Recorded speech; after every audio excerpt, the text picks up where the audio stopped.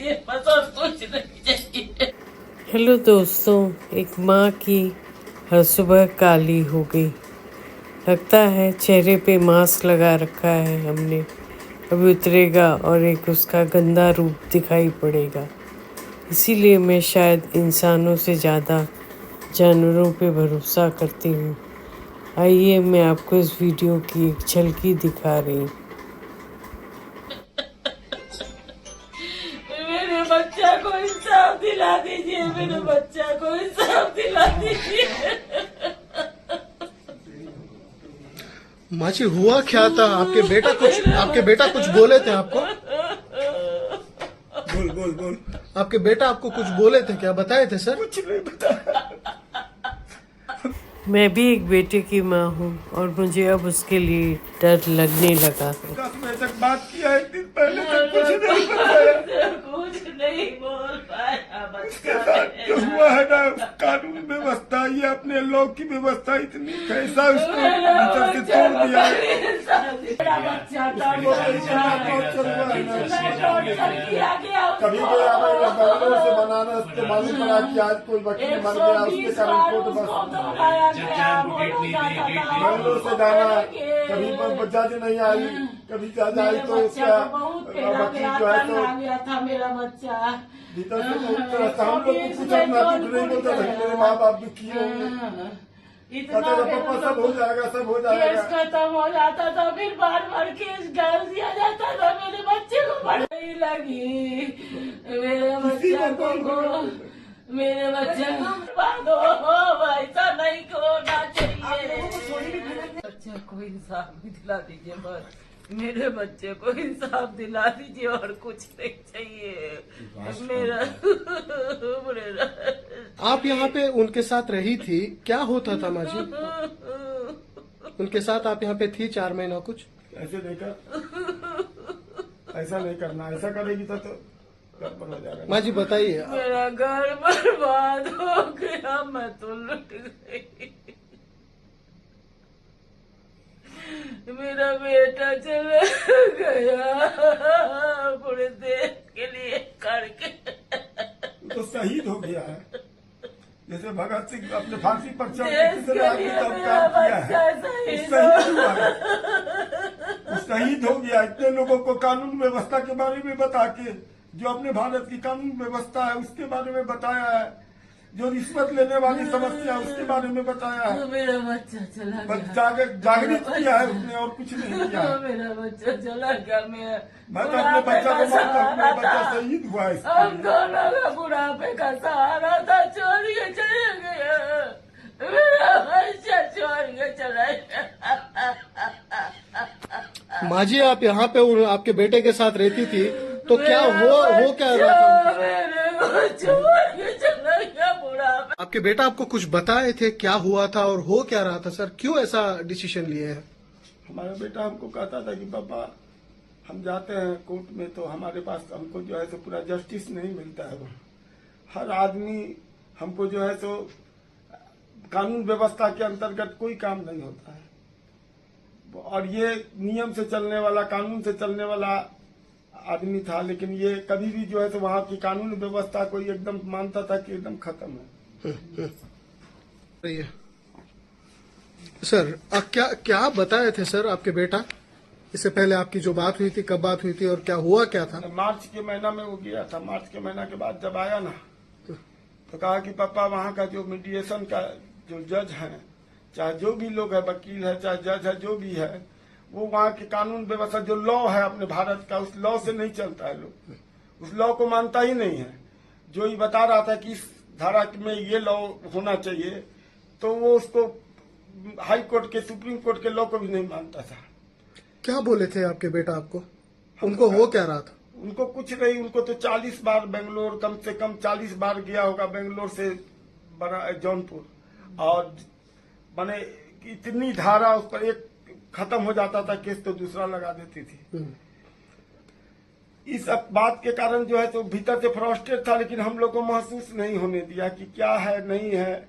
एकाएक हम लोग को खबर गई है कि वो अपना पूरा मेल वगैरह हमारे छोटे लड़के को रात में किया है 1:30 बजे 2 बजे, हमारे पास 3 बजे उसका फोन आया है। उसके बाद हम लोग कैसे कैसे करके वहां से पटना आए हैं, एयरपोर्ट पटना से बेंगलोर पहुंचे 4 बजे शाम में। मतलब सर आप जानते हैं कि उनके फैमिली कुछ जो अपने वाइफ के ऊपर और उनके फैमिली के ऊपर जो इल्जाम लगाए हैं सच है वो सारे? एकदम 100% सच है, 100% सच है। उसमें एक आध इल्जाम छूट गया हो तो भले ही, लेकिन जितना इल्जाम वो को याद होगा उतना लगाया हो तो एकदम सही है। मतलब आपके बेटा हेरासमेंट बहुत हेरासमेंट था उसके साथ। हमारी वाइफ 4 महीना रही है, इसको डायबिटीज नहीं थी। वहां के टेंशन को देख के वो देखती थी, वहां की जो स्थिति है उसको देख करके इसको डायबिटीज हो गई। मतलब आपके बेटे के अतुल के साथ रहती थी? हाँ, नहीं गई थी, उसको प्रेग्नेंट थी तो हमारी वाइफ को हमने भेजा था। अकेले हम रहते थे वहाँ बिहार में, इसको भेजा था कि वहां पर मदद करना है बहू की। वहां का जो देखती थी ना, उसका जो आचार विचार, इसको देख करके थोड़ा सा इसको भी बहुत टेंशन होता था, लेकिन ये बोलती नहीं थी। हमारे लड़कों को अब कितना टेंशन होता होगा हम नहीं बता सकते हैं। बाप से छुपी छुड़वा दी, बच्चे से नहीं मिलने दी रे बाप रे बाप। बाप से छुपी छुड़वा दी, बच्चे से नहीं मिलने दी रे बाप रे बाप।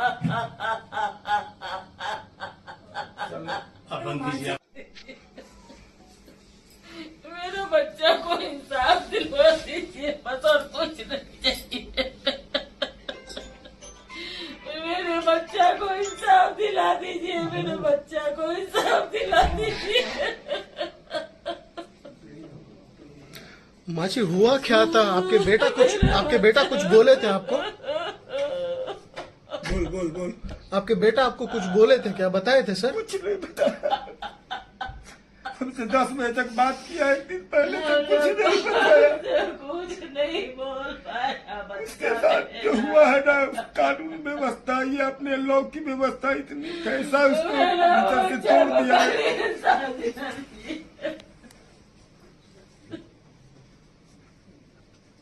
पानी दे, पानी दे अंजू, पानी दे, फैल आ गया सब।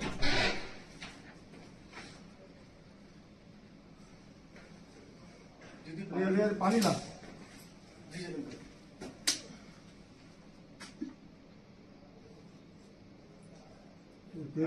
सर रिलैक्स करिए, छोड़िए। आपके बेटा आपको कुछ बताए थे क्या हुआ था और हो क्या रहा था सर? क्यों ऐसा डिसीजन लिए हैं? हमारा बेटा हमको कहता था कि पापा हम जाते हैं कोर्ट में तो हमारे पास हमको जो है तो पूरा जस्टिस नहीं मिलता है। हर आदमी हमको जो है तो कानून व्यवस्था के अंतर्गत कोई काम नहीं होता है, और ये नियम से चलने वाला, कानून से चलने वाला आदमी था। लेकिन ये कभी भी जो है तो वहाँ की कानून व्यवस्था को एकदम मानता था कि एकदम खत्म है। सही है सर। क्या बताए थे सर आपके बेटा?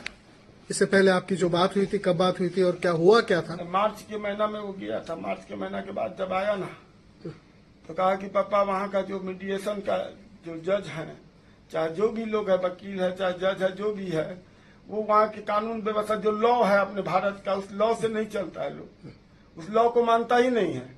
जो ये बता रहा था कि इस धारा में ये लॉ होना चाहिए, तो वो उसको हाई कोर्ट के, सुप्रीम कोर्ट के लॉ को भी नहीं मानता था। क्या बोले थे आपके बेटा आपको? उनको हो क्या रहा था? उनको कुछ नहीं, उनको तो 40 बार बेंगलोर, कम से कम 40 बार गया होगा बेंगलोर से जौनपुर, और माने इतनी धारा उस पर, एक खत्म हो जाता था केस तो दूसरा लगा देती थी। इस बात के कारण जो है तो भीतर से फ्रस्ट्रेट था, लेकिन हम लोग को महसूस नहीं होने दिया कि क्या है नहीं है। एकाएक हम लोग को खबर गई है कि वो अपना पूरा मेल वगैरह हमारे छोटे लड़के को रात में किया है 1:30 बजे 2 बजे, हमारे पास 3 बजे उसका फोन आया है।